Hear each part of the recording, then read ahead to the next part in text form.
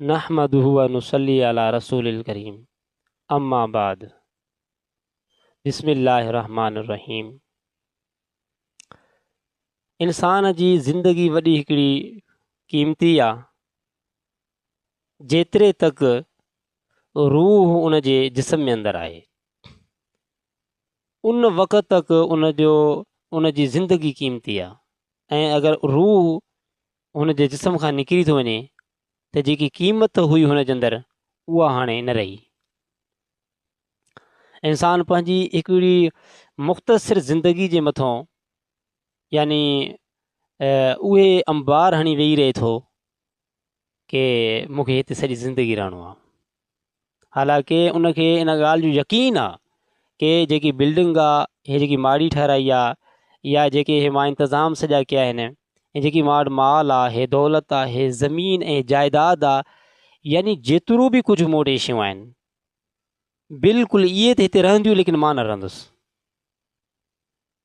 आख़िर इन जे बावजूद बि इंसान केॾी ग़लतफ़हमी जो शिकार थी थो वञे, केतिरी ग़लतफ़हमी जो शिकार आहे इंसान।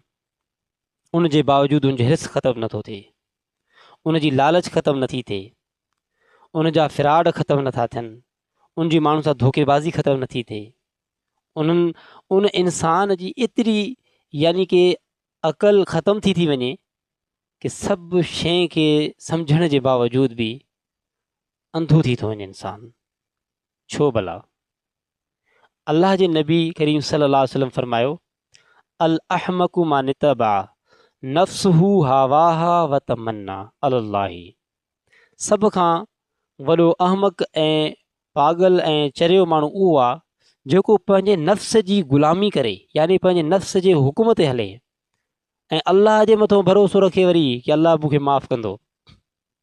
केॾी वॾी ॻाल्हि आहे कि इंसान ग़ुलामी पंहिंजे नफ़्स जी करे, हुकुम पंहिंजे नफ़्स जो मञे, चवणु पंहिंजे नफ़्स जो वठे, इताअत पंहिंजे नफ़्स जी करे, लेकिन इहो यकीन कयूं वेठो आहे कि अल्लाह मूंखे माफ़ु कंदो। छा इहो यकीन जेको हिन इंसान इहो कयो आहे, इहो अल्लाह जी तरफ़ खां आहे, रसूलुल्लाह सल्लल्लाहु अलैहि वसल्लम जी तरफ़ खां आहे, या इब्लीस जी तरफ़ खां आहे, शैतान जी तरफ़ खां आहे, या हे पंहिंजे अंदरि जो हिकु नफ़्स आहे उन जी तरफ़ खां आहे? बल्कि धोखो आहे जेको इंसान पंहिंजे अंदरि रखियो वेठो आहे। छा इंसान हिन ॻाल्हि खे नथो सोचे कि थोरे सफ़र जे लाइ त उहो सफ़र जो सामान रखे थो, लेकिन आख़िरत जे एॾे सफ़र लाइ कुझु बि कोन्हे को। जंहिंजे मथां नाज़ आहे, औलाद आहे, घरवारी आहे, पुटु आहे, धीउ आहे, दोस्त आहिनि, यार आहिनि, यानी जेतिरा बि आहिनि रिश्तेदार आहिनि, अज़ीज़ अकारब आहिनि, छा इहे दुनिया में धोखो नथा कनि? दुनिया में साथ नथा छॾिजनि?